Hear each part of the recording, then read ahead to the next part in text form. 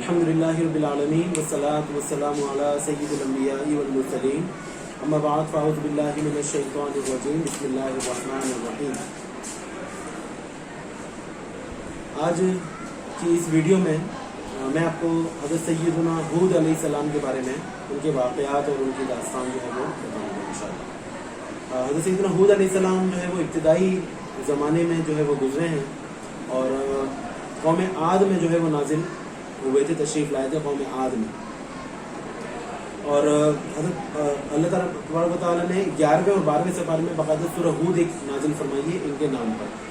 تو حضرت ہود علیہ السلام جو ہے وہ عاد کے قبیلے سے ہیں اور ان کے قبیلے کو عاد اولا کہا جاتا ہے، پہلا عاد کا قبیلہ، اور عاد ثانیہ جو ہے حضرت صالح علیہ السلام کی قوم کو کہا جاتا ہے جو ان کے بعد تشریف لائے، جو قوم سمود کے نام سے زیادہ مشہور ہو۔ اچھا، جو عاد تھے یہ حضرت سیدنا نوح علیہ السلام کے اجداد میں سے حضرت ہود علیہ السلام کے اجداد میں سے ایک دادا تھے۔ تو ان کا میں آپ کو نسب بتاتا ہوں حضرت سیدنا ہود علیہ السلام کا۔ ان کا نسب تھا ہود بن عبداللہ بن رباح بن خلود بن عاد، یعنی کہ حضرت ہود علیہ السلام کے 5ویں دادا تھے۔ حضرت ہود علیہ السلام کے دادا کے دادا، ان کا نام عاد تھا یہ۔ اور عاد کا مزید جو نسب چلتا ہے نوح علیہ السلام تک وہ یہ ہے کہ عاد بن اوس بن ارم بن سام بن نوح، یعنی اگر دیکھا جائے تو ہود علیہ السلام کے جو دادا تھے ان کے پردادا کے پردادا تھے نوح علیہ السلام۔ ہود علیہ السلام کے دادا ان کے پردادا کے پردادا تھے نوح علیہ السلام، یعنی 8ویں پشت میں سلسلہ ملتا ہے ہود علیہ السلام کا حضرت سیدنا نوح علیہ السلام سے۔ اور نوح علیہ السلام کے 800 سال کے بعد تشریف لائے ہود علیہ السلام، 800 سال کے بعد۔ اور دنیا میں جو ان کی ظاہری حیات تھی تو اس کی کل مدت جو ہے وہ 464 سال ہے، 464 ایئرز۔ تو اس دنیا میں تشریف فرما رہے اور اس کے بعد انہوں نے دار فانی سے رحلت فرمائی اور حیات جاویدانی حاصل کی۔ قرآن مجید میں اللہ تبارک و تعالیٰ نے ارشاد فرمایا سورہ اعراف میں، فرمایا وَإِلَىٰ عَادٍ أَخَاهُمْ هُودًا، اور قوم عاد کی طرف ہم نے ان کے ہم قوم حضرت ہود علیہ السلام کو نازل فرمایا، ان کو بھیجا۔ اچھا، یہاں پر کئی مترجمین نے جو ہے وہ ترجمہ غلط کیا۔ اخاہم کے معنی ویسے تو لغوی ان کا بھائی ہے، تو انہوں نے وہی ترجمہ کر دیا کہ ہم نے ان کے بھائی ہود کو بھیجا، عاد کی طرف ان کے بھائی ہود کو بھیجا۔ تو یاد رکھیے گا وہ ان کے بھائی نہیں تھے، ان سب کے بھائی نہیں تھے، وہ تو ان کے ہم قوم تھے۔ اسی وجہ سے اکثر مفسرین نے اور سیدی اعلیٰ حضرت نے خاص طور پہ کنز الایمان میں اس کا ترجمہ ہم قوم کیا ہے، یعنی ہم نے قوم عاد کی طرف ان کے ہم قوم، کہ ان کے بھائی نہیں کیا، ان کے ہم قوم ہود کو بھیجا۔ اور یہی علامہ راضی کی بھی تحقیق ہے۔ اور حضرت ہود علیہ السلام کو قوم عاد کا ہم قوم کہنا، حضرت صالح علیہ السلام کو قوم سمود کا ہم قوم کہنا، اس میں کفار مکہ کا بھی رد تھا۔ کفار مکہ جو ہے وہ نبی علیہ السلام پہ اعتراض کرتے تھے کہ محمد جو ہے ہماری قوم میں ہو کر ہم پر نبی کیسے بن گئے۔ تو اللہ تعالیٰ نے فرمایا قوم عاد میں ہود علیہ السلام تھے تو وہ انہی کی قوم سے تھے لیکن ان پر نبی تھے۔ اسی طرح قوم سمود میں صالح علیہ السلام تھے، ان کے ہم قوم تھے لیکن وہ ان پر نبی تھے۔ تو یوں ہی نبی علیہ السلام محمد صلی اللہ علیہ وسلم بھی تم میں نبی ہیں۔ حضرت ہود علیہ السلام کی قوم جو تھی وہ ابتداءً وہ دراصل بت پرستی میں مبتلا تھی، بت پرستی کیا کرتی تھی، اور 3 ان کے بت تھے بڑے جن کی وہ پوجا کیا کرتے تھے۔ حضرت سیدنا ہود علیہ السلام نے اپنی قوم کو بہت سمجھایا، مختلف سپاروں میں مختلف واقعات باتیں آئی ہیں حضرت ہود علیہ السلام کے بارے میں، بہت کم واقعات ملتے ہیں بہرحال ان کے۔ تو بہت سمجھایا، بہت عذاب سے ڈرایا، اللہ تعالیٰ کے عذاب سے، اللہ تعالیٰ کی ناراضگی سے ڈرایا، لیکن وہ لوگ نہ ماننے والے تھے، بڑے ظالم و جابر تھے۔ اور مختلف آیتیں ہیں۔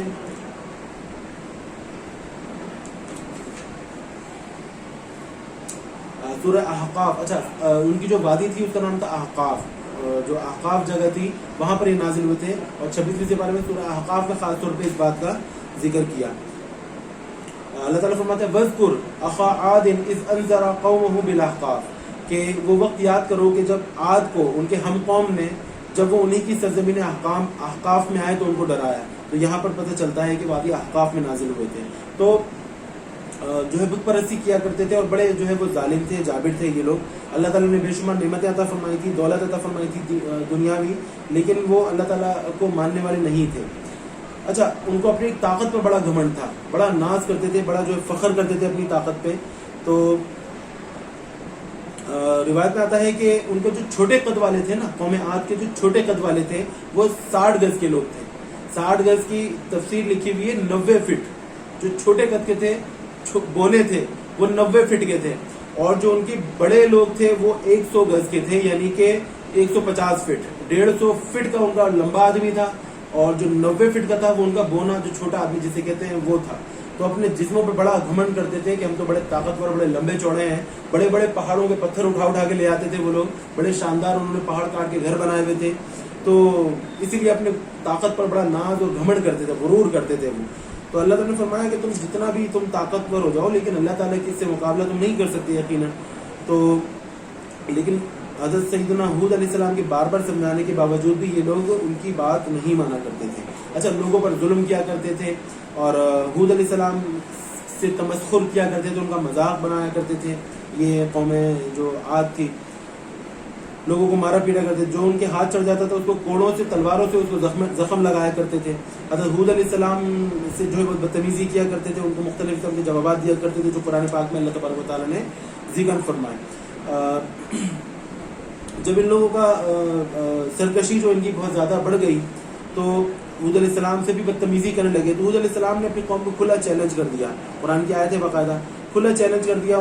فرمایا کہ تم جو چاہو میرا بگاڑ لو، میں تمہارے سامنے کھڑا ہوں، تو لیکن اب اگر تم اللہ تعالیٰ کو نہیں مانو گے تو تم پر عذاب آئے گا، اب تمہیں کوئی مہلت جو ہے نا وہ نہیں ملے گی، تو اب تم جو ہے وہ بس عنقریب عذاب میں جو ہے وہ پھنسنے والے ہو۔ جب پوری کوشش صرف کر دی، بت پرستی کو نہیں چھوڑا انہوں نے، تو حضرت ہود علیہ السلام نے انہوں نے فرمایا کہ میری قوم، اب تم اللہ تعالیٰ کے عذاب کا انتظار کرو۔ چنانچہ اللہ تعالیٰ کا عذاب نازل ہوا، اور وہ عذاب کیا تھا؟ اس کی ابتدائی صورت یہ تھی کہ 3 سال تک اللہ تبارک و تعالیٰ نے ان سے بارش روک لی، پانی روک لیا، قحط سالی ہو گئی، کھانا پینا ان کا ختم ہو گیا، کم ہونے لگا، بھوکوں مرنے لگے، اور ساتھ ساتھ ان کی عورتیں بانجھ کر دی اللہ تعالیٰ نے، ان کے یہاں اولاد نہیں ہوتی تھی، نہ بیٹے نہ بیٹیاں نہیں پیدا ہوتے تھے۔ تو حضرت سیدنا ہود علیہ السلام نے بہت سمجھایا ان کو کہ تم اللہ تعالیٰ کو مانو اور شرک اور بت پرستی چھوڑ دو اور مجھ پر ایمان لے آؤ، تو اللہ تعالیٰ جو ہے تمہیں بارش نازل فرمائے گا اور تمہاری عورتوں کو جو ہے وہ بیٹے عطا فرمائے گا۔ لیکن وہ لوگ سمجھنے والے نہیں تھے، اور حقیقی بات ہے جن کے دلوں میں اللہ تعالیٰ مہر لگا دے تو ان پر جو ہے کوئی بات اثر نہیں کرتی۔ چنانچہ اللہ تعالیٰ کے عذاب کی یہ ابتدائی صورت تھی، 3 سال تک ان پر جو ہے وہ قحط نازل رہا، بارش نہیں ہوئی ان پر۔ اس کے بعد 3 سال کے بعد، اچھا یہ بھی ایک اللہ تعالیٰ کی طرف سے ڈھیل تھی کہ شاید سدھر جائیں، شاید باز آ جائیں یہ لوگ، لیکن جو کافر ہوتے ہیں وہ کافر ہی ہوتے ہیں، تو نہیں مانے، تو پھر اللہ تعالیٰ نے عذاب نازل فرمایا جو حقیقی عذاب تھا۔ وہ یہ تھا کہ ان پر ہوائیں چلنے لگی، بڑے خوش ہوئے، انہوں نے کہا کہ دیکھو 3 سال سے ہم پر قحط ہے، اب دیکھو بارش ہوگی، ٹھنڈی ہوائیں چل رہی ہیں، بارش آنے والی ہے۔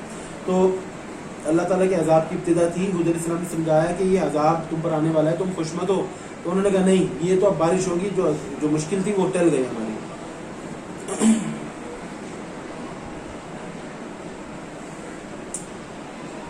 چنانچہ ان پر عذاب آیا، کیا عذاب تھا؟ 7 دن تک، 7 دن اور 7 راتیں اور 8 دن تک لگاتار ان پر شدید آندھی چلی، ایسی آندھی، ایسی گرجتی ہوئی آندھی کہ جو ہے وہ بارش اس میں نہیں تھی، لیکن اتنی خطرناک آندھی تھی کہ ان کے گھروں کو اڑا دیا اور ان کو جو ہے تباہ برباد کر دیا۔